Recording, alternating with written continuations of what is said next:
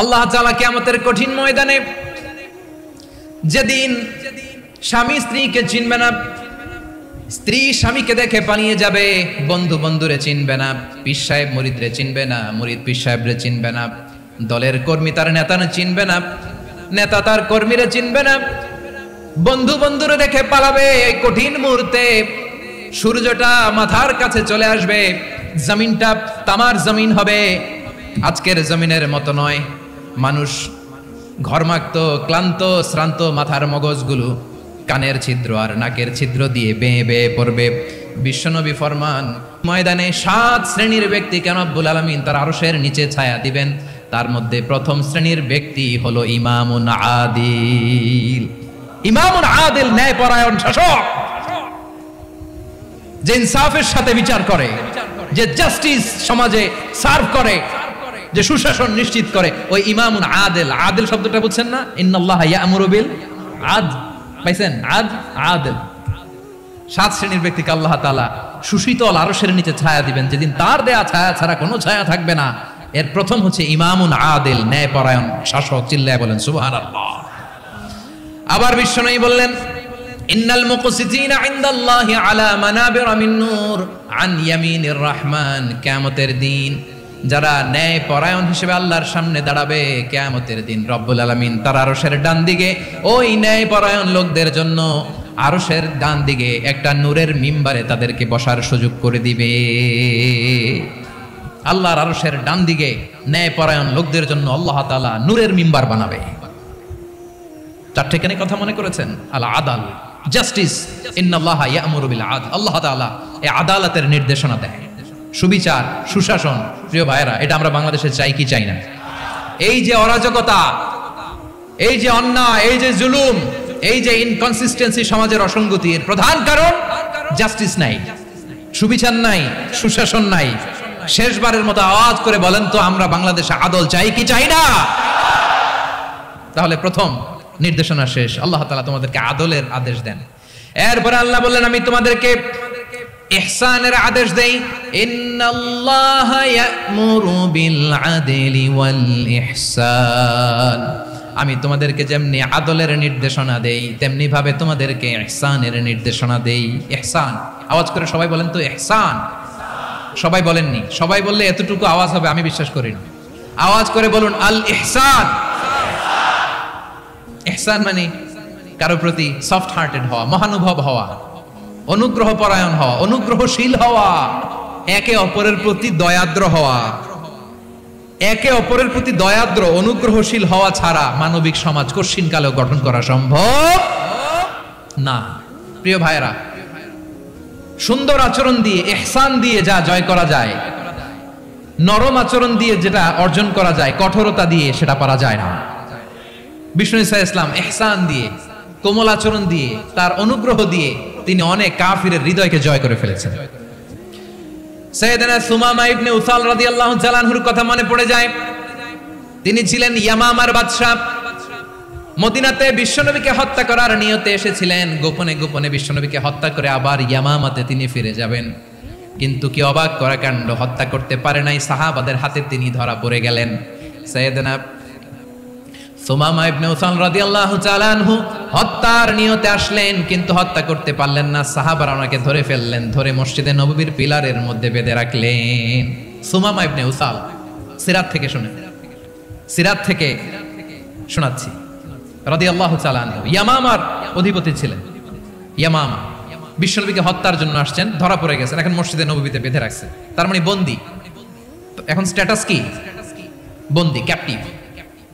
বিষ্ণু ঈসা ইসলাম সাহাবাদেরকে বললেন, তার খোঁজ খবর নিও, সুমামা ইবনে উসালের খোঁজ খবর নিও।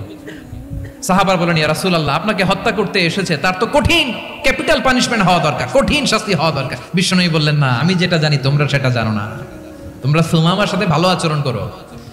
বিশ্বনবী সুমামার কাছে গেলেন। প্রথম দিন যে তিনি কালেমার দাওয়াত দিলেন, ঈমানের দাওয়াত দিলেন, ইসলামের দাওয়াত দিলেন, রিসালাতের দাওয়াত দিলেন, আখিরাতের দাওয়াত দিলেন।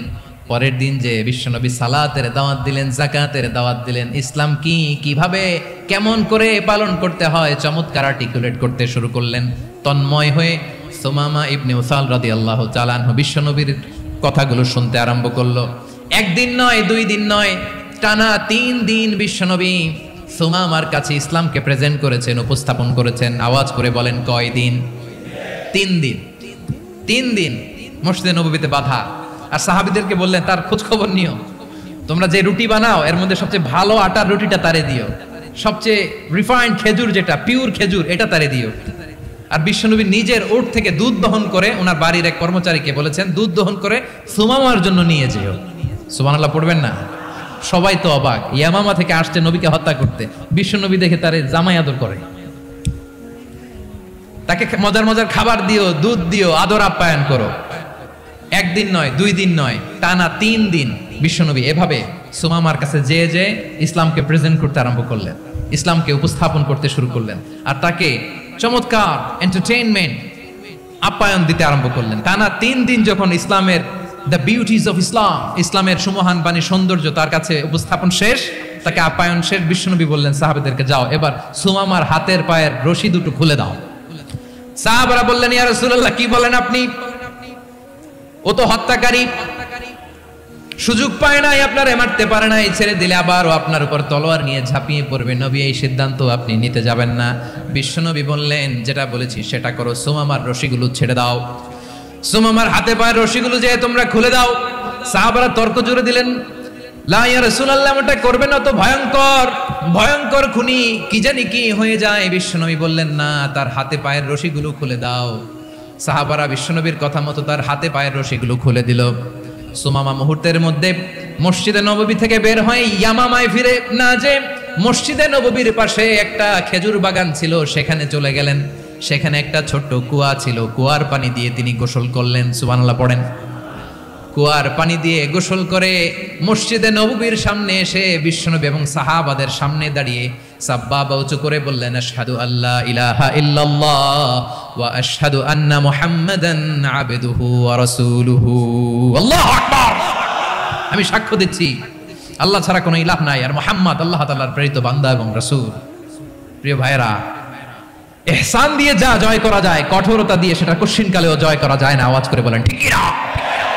এবার সুমামা দাঁড়িয়ে বলে, ওগো নবী, আমি তো কালিমা পড়ে মুসলমান হয়ে গেলাম, এবার শোনেন, এই মুহূর্তের আগে আপনার চেহারার চাইতে নিকৃষ্ট কোনো চেহারা আমার কাছে ছিল না, কিন্তু শাহাদা পাঠ করার পরে আপনার চেহারার চাইতে উত্তম শ্রেষ্ঠ কোনো চেহারা আমার কাছে আর নাই। ও নবী, আজকের দিনের আগে ইসলাম ধর্মের চেয়ে নিকৃষ্ট অপছন্দনীয় কোনো ধর্ম আমার কাছে ছিল না, কিন্তু এই মুহূর্ত থেকে ইসলামের চেয়ে সেরা শ্রেষ্ঠ পছন্দনীয় কোনো ধর্ম আমার কাছে নাই। নবী গো, আজকের দিনের আগে মদিনার চাইতে অপছন্দনীয় নিকৃষ্ট কোনো শহর আমার কাছে ছিল না, কিন্তু এই মুহূর্তের পর থেকে মদিনার চাইতে কোনো শ্রেষ্ঠ শহর আমার জানা নাই। সে ছিল গমের বড় ডিলার, গম বেচতো। কি বেচতো? তার গম কিনে মক্কা লোকেরা রুটি খাইতো। সে ঘোষণা দিল, আজকে থেকে মক্কাবাসীদের জন্য সব গম আমি হারাম করে দিলাম, মক্কাবাসী এখন না খেয়ে মরে। সুবহানাল্লাহ পড়বেন না? মক্কাবাসী বিশ্বনবীর কাছে আসলেন, এসে বললেন, মুহাম্মদ, আমরা তো তোমার ভাই, তোমার চাচা, তোমার ভাতিজা, তোমার আত্মীয়, তুমি সুমামারে বলো সে যেন আবার গমের সাপ্লাই মক্কার জন্য অনুমতি দিয়ে দেয়। বিশ্বনবীর অনুমতি ক্রমে সুমামা আবার মক্কাতে গম পাঠাতে শুরু করলো। পড়েন সুবহানাল্লাহ। ইহসান, ইহসান দিয়ে আপনি যেটা জয় করতে পারবেন, you can win the heart of your enemies. ইহসান দিয়ে আপনি আপনার শত্রুর হৃদয়কে জয় করতে পারবেন। আওয়াজ করে বলেন, ঠিক কি না? এজন্য আল্লাহ বললেন, ওয়া আনফিকু ফি সাবিলিল্লাহি ওয়া লা তুলকু বিআইদিকুম ইলাত তাহলুকা ওয়া আহসিনু ইন্নাল্লাহা ইউহিব্বুল মুহসিনিন। তোমরা আল্লাহর রাস্তায় দান করবে আর নিজেরা নিজেদেরকে ধ্বংসের হাতে ঠেলে দিও না। তোমরা একে অপরের প্রতি ইহসান করবে, কারণ ইহসানকারীদেরকে আল্লাহ বড় ভালোবাসেন। সুবহানাল্লাহ পড়েন। আবার সূরা রহমানে আল্লাহ বললেন, হাল জাযাউল ইহসানি ইল্লাল ইহসান ফাবিআইয়ি আলা, সবাই পড়েন, ফাবিআইয়ি আলাই রাব্বিকুমা তুকাযযিবান। ইহসানের প্রতিদান হিসেবে ইহসানি হয়। বিশ্বনবী সুমামার প্রতি যেমন ইহসান করেছেন, সুমামাও ঠিক তেমন ইহসান ফিরিয়ে দিয়েছে। ঠিক কিনা বলেন? তাহলে 1 নম্বরে হচ্ছে আদ, ন্যায় বিচার। 2 নম্বরে সবাই বলেন ইহসান, সদাচরণ। ইহসান দুই ধরনের প্রিয় ভাইরা, ইহসান ফিল ইবাদা, ইহসান ফিল মুআমালা। ইহসান ফিল ইবাদা হচ্ছে একাগ্র অনুভবে ইবাদতে ডুব দেওয়া, এর নাম ইবাদতের ইহসান। সুবহানাল্লাহ পড়ো। বিশ্বনবী বলেন ইহসান মানে কি জানো নাকি? হাদিসে জিবরিলে সাইয়েদনা জিবরিল আলাইহিস সালাম বিশ্বনবীকে বললেন আখবিরনি আনিল ইহসান। নবী আমাদেরকে বলেন ইহসান মানে কি? বিশ্বনবী বললেন আনতা আবুদাল্লাহা কাআন্নাকা তারাহু ফাইন লাম তাকুন তারাহু ফাইন্নাহু ইয়ারাক। ইহসান মানে হলো এমন ভাবে তুমি আল্লাহর সামনে নিজেকে উজাড় করে ইবাদত করবে, তুমি ভাববে তুমি আল্লাহকে দেখতে পাচ্ছ। আর এটা যদি ভাবা তোমার জন্য কঠিন হয়ে যায়, অন্তত এতটুকু তুমি ভাববা যে আল্লাহ তোমাকে দেখতে পাচ্ছেন। ঠিক কিনা বলেন? ও আমার বীর চট্টলার ভাইয়েরা, কেউ যেটা দেখে না সেটা দেখে কে? এই বিশ্বাস হৃদয়ের মধ্যে আছে?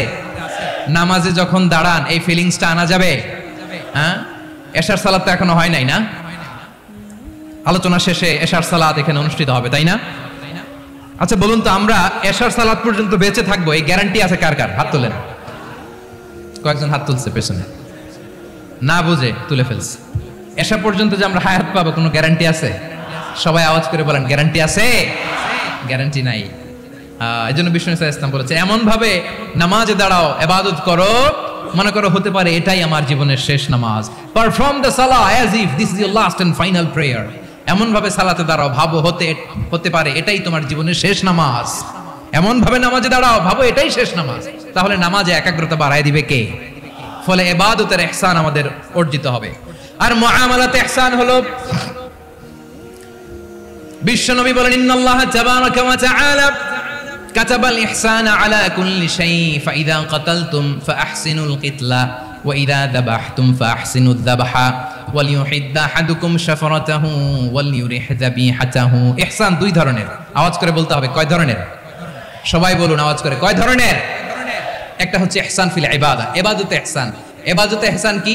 একাগ্র অনুভব দিয়ে ইবাদত করা, মন প্রাণ দিয়ে ইবাদত করা। আর মুআমালাতে ইহসান কি? সব কাজে, দৈনন্দিন কাজে, কর্মে, সামাজিক অ্যাক্টিভিটিতে কোমলতা প্রদর্শন করা, অনুগ্রহের সাথে সবকিছু করা।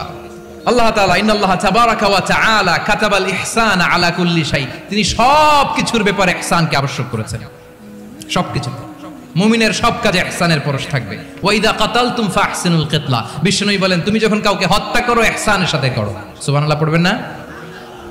যখন হত্যা করো তখনও ইহসানের সাথে। আচ্ছা হত্যা করবো আবার ইহসান আসবে করতে করে, তুমি মেরেই ফেলবো আমি। আল্লাহ, ও ভাই একজন খুন করেছে, খুনি, রাষ্ট্রীয় আইনে তার শাস্তি হয়েছে ডেথ পেনাল্টি, মৃত্যুদণ্ড। এখন মৃত্যুদণ্ড দেখে আপনি যেমনি মন চায় তেমনি মারবেন লোকটারে? ওর নাক কেটে ফেলতে পারবেন? ওর কান কাটতে পারবেন? ওর চোখ উপড়ে ফেলতে পারবেন আপনি? যেমন মন চায় তার অঙ্গহানি করা যাবে না। ইহসানের সাথে তাকে হত্যা করো। সুবহানাল্লাহ, this is Islam, this is the true essence of Islam. ওয়া ইযা যাবাহতুম ফাহসিনুয যাবহা, যখন জবাই করবে তখনও ইহসানের সাথে জবাই করো। করব জবাই, ওইখানেও নাকি ইহসান। আচ্ছা কুরবানির দিন আমরা পশুগুলোরে কি করি বলেন সবাই আওয়াজ করে?